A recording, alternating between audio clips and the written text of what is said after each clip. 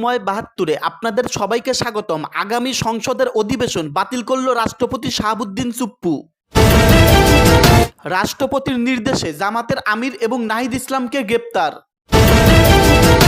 Fascist রাষ্ট্রপতির ভাষণ শুনতে আমরা সংসদে যাচ্ছি না, বলেছেন নাহিদ ইসলাম। বাংলাদেশে গণতন্ত্র মুক্তি পায়নি, বললেন নাসির উদ্দিন পাটোয়ারি। দেশের মানুষ সুশাসন দেখতে চায়, বললেন আমির হামজা।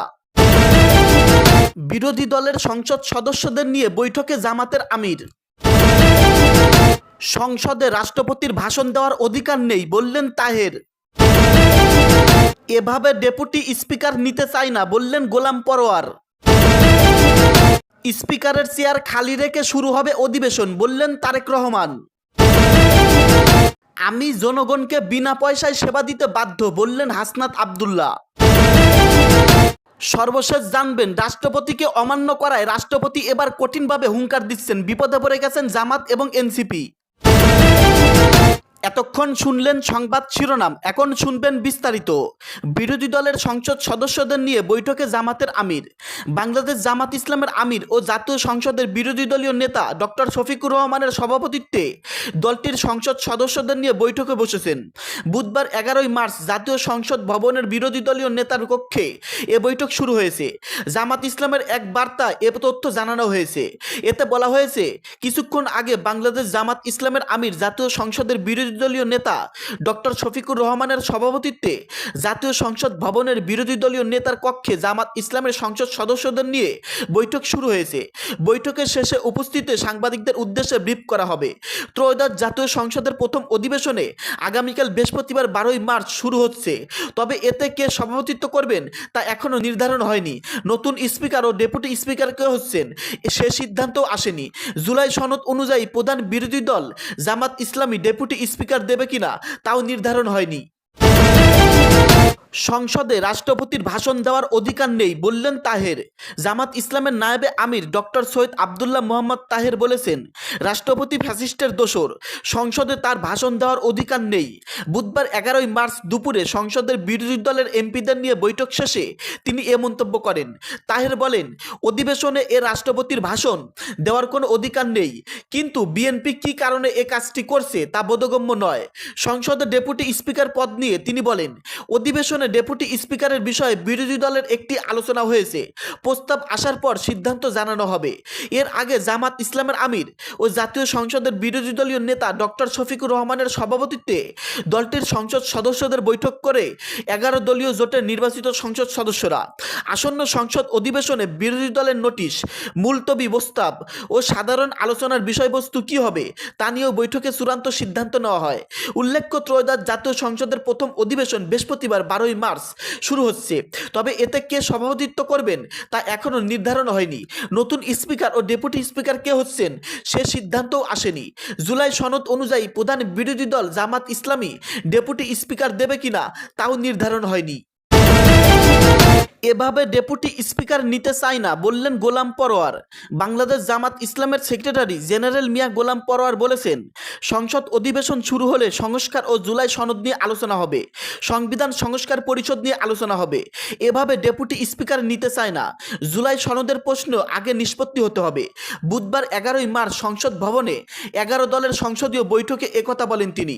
ডেপুটি স্পিকার চূড়ান্ত করার বিষয়ে মিয়া গোলাম পরোয়ার বলেন, এ প্রসঙ্গে এখনই প্রাসঙ্গিক নয়। ডেপুটি স্পিকারের বিষয়টি জুলাই চার্টারের সঙ্গে সংশ্লিষ্ট। অধিবেশন শুরু হলে আমাদের সংসদ সদস্যরা কথা বলবেন, আমাদের বিরোধী দলীয় নেতা আছেন। অধিবেশন শুরু হবে, জুলাই চার্টার নিয়ে আলোচনা হবে, সংস্কার নিয়ে আলোচনা হবে, সংবিধান সংস্কার পরিষদ নিয়ে আলোচনা হবে। তারপরে বিরোধী দলীয় নেতারা সিদ্ধান্ত নেবেন। বিরোধী দল নাকচ করেছে কিনা এমন প্রশ্নের উত্তরে তিনি বলেন, নাকচ করেছি বলতে হবে। এই মুহূর্তে এইভাবে আমরা ডেপুটি স্পিকার তো নিতে চাইনি। এটা সংসদে আলোচনা হবে। জুলাই সনদের প্রশ্নটা আগে নিষ্পত্তি হতে হবে। স্পিকারের চেয়ার খালি রেখে শুরু হবে অধিবেশন।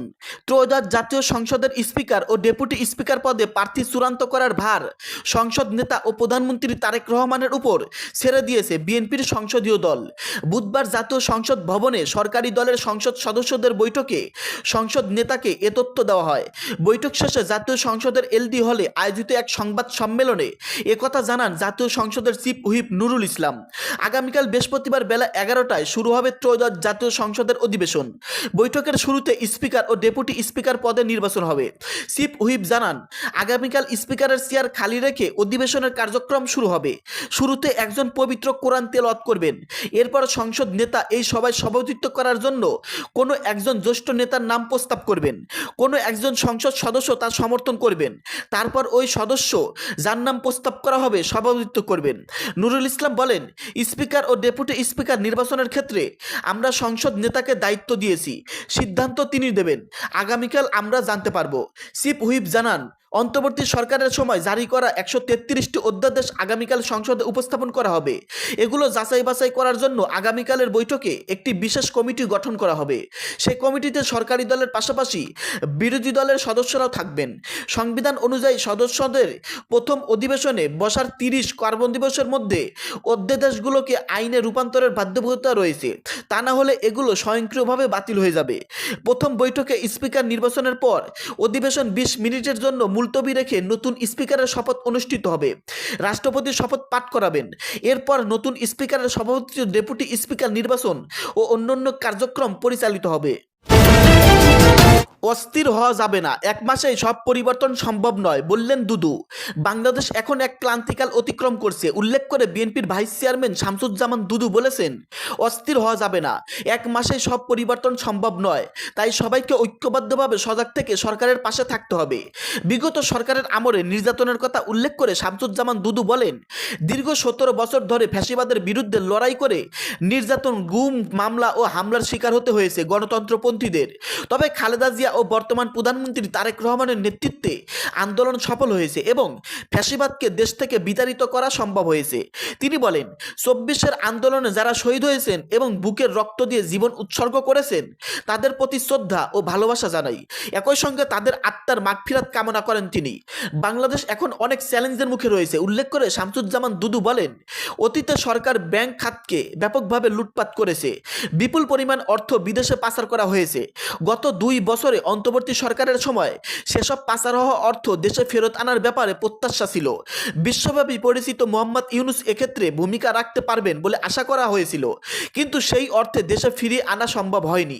তিনি বলেন, ফ্যাসিবাদী শাসনের কারণে দেশে গণতন্ত্র ও আইনের শাসন ধ্বংস হয়ে গিয়েছিল এবং বিভিন্ন ক্ষেত্রে দখলদারত্ব প্রতিষ্ঠা হয়েছিল। সেই আইনের শাসন ফিরিয়ে আনার প্রয়োজন রয়েছে।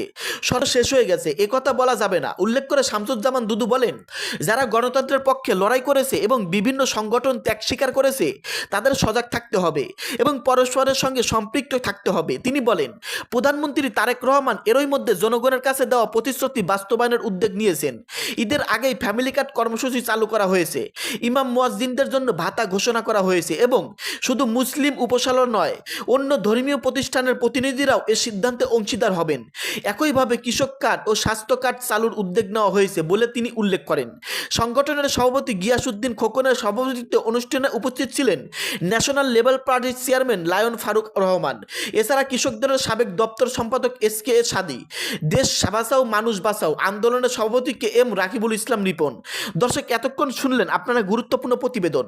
এই প্রতিবেদনগুলো সম্পর্কে আপনাদের কি মনে হচ্ছে? আগামীকাল সংসদ অধিবেশনে আমাদের দেশে কি হতে চলেছে? সংসদে কি হট্টগোল হবে?